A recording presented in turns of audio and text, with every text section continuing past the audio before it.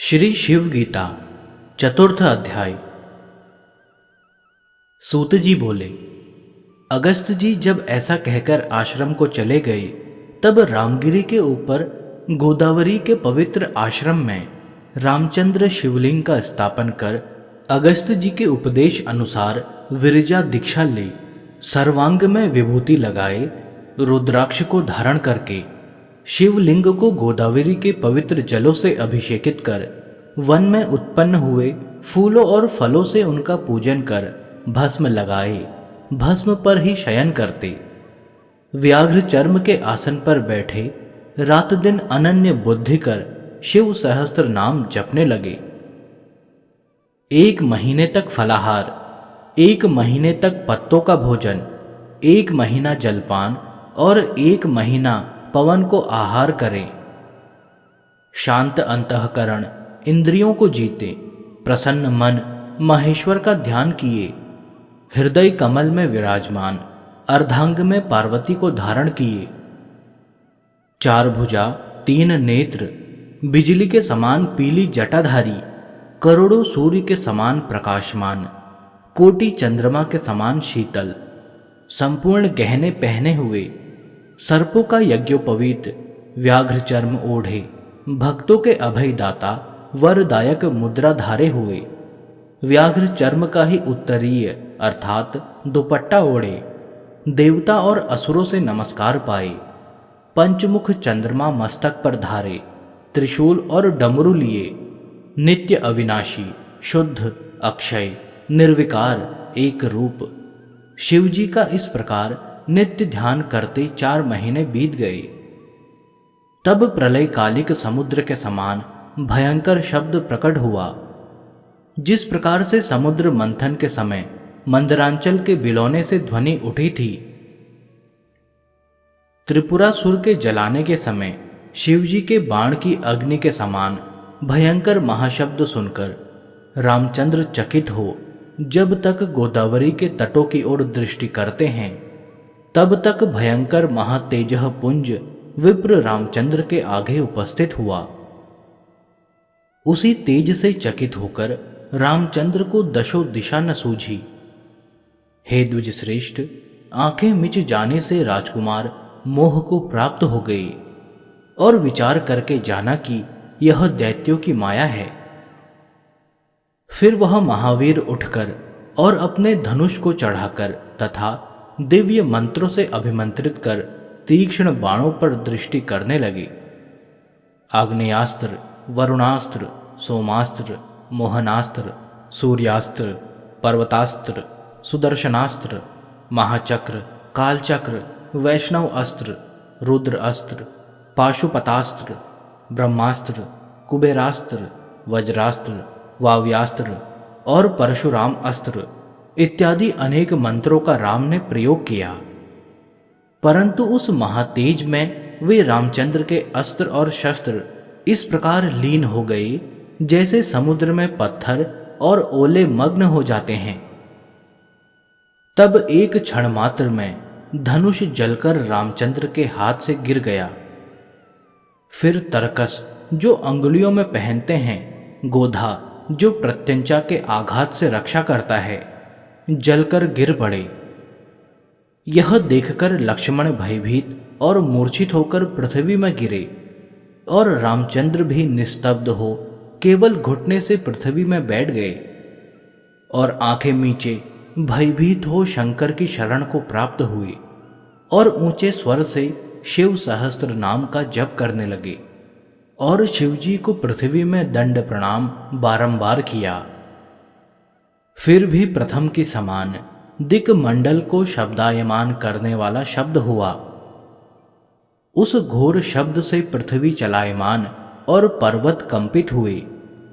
तब फिर क्षण मात्र में वह तेज चंद्रमा के समान शीतल हुआ। जितने में रामचंद्र नेत्र खोलकर देखते हैं,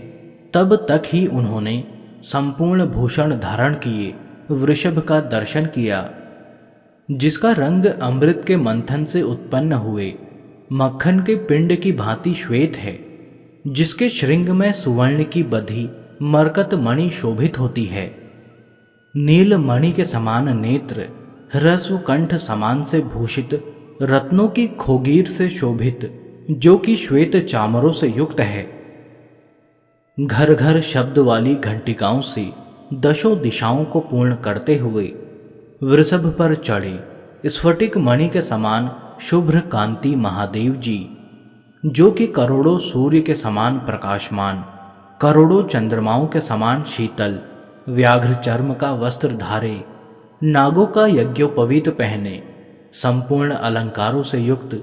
बिजली के समान पीली जटाधारी, नीलकंठ, व्याघ्र का चर्म ओढ़े, चंद्रमा मस्तक पर विराजमान,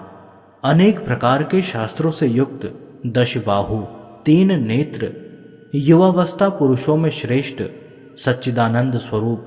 तथा निकट बैठी हुई पूर्ण चंद्रमुखी, नील कमल के समान तथा मरकत मणि के समान सुंदर शरीर वाली, मोतियों के आभूषणों से युक्त, तारों से युक्त रात्रि के समान शोभित तथा विंध्य पर्वत के समान ऊंचे स्तंभ भार से नम्र है या नहीं, ऐसे संदिग्ध मध्य भाग में सुंदर है वस्त्र जिसका, और दिव्य आभूषणों से युक्त, कस्तूरी आदि दिव्य सुगंध लगाए, दिव्य माला धारे, नील कमल के समान नेत्र, टेढ़े केशों से शोभित, मुख में तांबूल खाने से शोभित अधरोष्ट वाली, शिवजी के आलिंगन से उत्पन्न हुए रोमांच शरीर वाली, सच्चिदानंद रूप त्रिलोकी की माता, सब सुंदर पदार्थों के सार की मूर्तिमान पात्र पार्वती जी को रामचंद्र ने देखा। इसी प्रकार अपने अपने वाहन पर चढ़े, आयुध हाथ में लिए, वृहद अंतर आदि साम गायन करते, अपनी अपनी स्त्रियों से युक्त, इंद्र आदि दिक्पालों से सेवित, और सबसे आगे गरुड़ पर चढ़े, शंख, चक्र, गदा और पद्म धारे, नील मेघ के समान शरीरधारी, बिजली के समान कांतिमान, लक्ष्मी से युक्त, एकाग्र चित्त से रुद्राध्याय का पाठ करते हुए जनार्दन, और पीछे हंस पर चढ़े हुए चतुर्मुख ब्रह्मा जी, चारों मुखों से ऋक, यजु, साम और अथर्व, इन चारों वेद तथा रुद्र सूक्त का जप करते, बड़ी दाढ़ी और जटा धारण किए, सरस्वती सहित महेश्वर की स्तुति करते। इसी प्रकार अथर्व शीर्ष के मंत्रों से स्तुति करते हुए मुनि मंडल और गंगा आदि नदियों से युक्त नीलवर्ण सागर,